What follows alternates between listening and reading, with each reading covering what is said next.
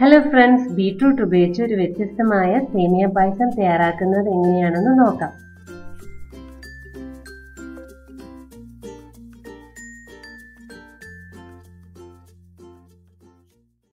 ഒരു പാനിലോട്ട് 2 table spoon നെയ്യ് ഒഴിച്ചതിന് ശേഷം അത് ചൂടാക്കി എടുക്കണം. ഇനി ഈ കാഷ്യൂ ചെറിയ ബ്രൗൺ കളർ ആകുന്നത് വരെ ഒന്ന് റോസ്റ്റ് ചെയ്തെടുക്കണം.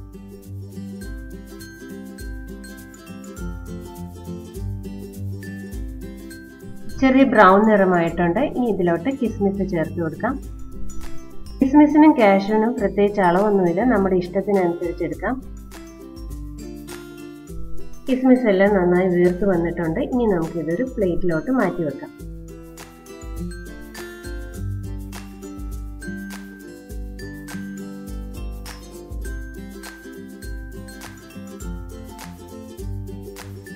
അതേ നെയ്യിൽ തന്നെ 1/4 കപ്പ് ബീട്രൂട്ട് ഗ്രേറ്റ് ചെയ്തത് ഒന്ന് വഴറ്റിയെടുക്കണം.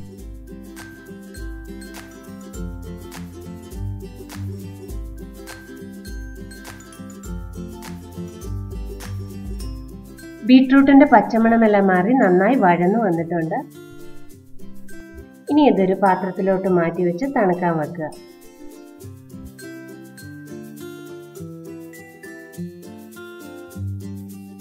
അതേ പാനിൽ തന്നെ 1 കപ്പ് സേമിയ ഇട്ട് കൊടുക്കുക. ഞാനിവിടെ എടുത്തിരിക്കുന്നത് അൾട്രാ തിൻ റോസ്റ്റഡ് സേമിയാണ്. ഏത് ടൈപ്പ് സേമിയ വേണമെങ്കിലും എടുക്കാം. റോസ്റ്റഡ് അല്ലാത്ത സേമിയ ആണെങ്കിൽ നന്നായിട്ട് നെയ്യിലൊന്ന് വഴറ്റിയെടുക്കണം. ഇനി ഇതിലോട്ട് 1/4 കപ്പ് വെള്ളം ഒഴിച്ചു കൊടുത്തൊന്ന് വേവിച്ചെടുക്കാം.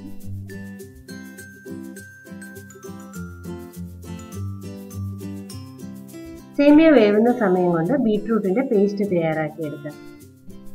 വഴറ്റി വെച്ച ബീട്രൂട്ടിലോട്ട് 2 ടേബിൾ സ്പൂൺ പാലും കൂടി ചേർത്ത് നന്നായിട്ട് പേസ്റ്റ് ആക്കി എടുക്കണം. സേമിയയുടെ വെള്ളമെല്ലാം വറ്റി വെന്തിട്ടുണ്ട്. ഇനി ഇതിലോട്ട് 3 കപ്പ് കാച്ചിയ പാല് ചേർത്ത് കൊടുക്കാം.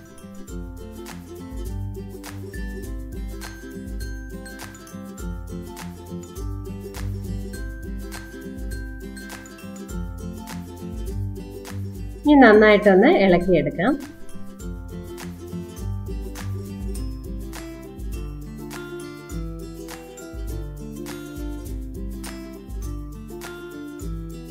പഞ്ചസാര 1/2 കപ്പ് ഇതിലോട്ട് ചേർത്ത് കൊടുക്കാം. പഞ്ചസാരയെല്ലാം ഉരുകുന്നത് വരെ ഇനി ഇതൊന്ന് നന്നായിട്ട് ഇളക്കിയെടുക്കണം.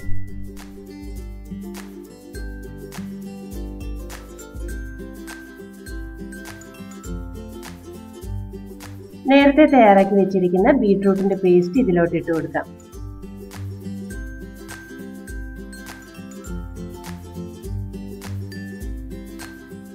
നല്ലൊരു പിങ്ക് കളർ ആയിട്ടുണ്ട്. 2-3 മിനിറ്റും കൂടെ ഇതുപോലെ ഒന്ന് ഇളക്കിയെടുക്കാം.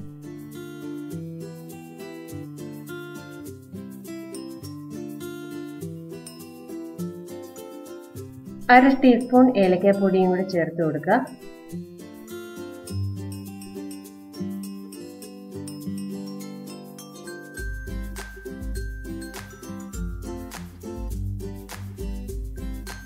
ഈ പരുവത്തിൽ നമുക്ക് ഗ്യാസ് ഓഫ് ചെയ്യാം. തണുത്ത് കഴിയുമ്പോൾ കുറച്ചുകൂടെ ഒരു തിക്ക് കൺസിസ്റ്റൻസി ആവും.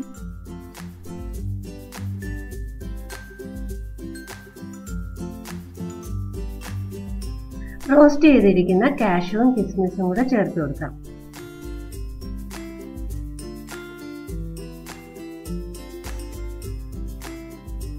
തണുത്തതിന് ശേഷമുള്ള കൺസിസ്റ്റൻസിയാണിത്.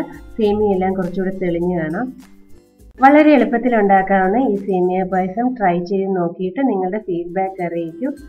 വീഡിയോ ഇഷ്ടപ്പെട്ടുവെങ്കിൽ ലൈക്ക് ചെയ്യാനും സബ്സ്ക്രൈബ് ചെയ്യാനും മറക്കണ്ട. Thank you.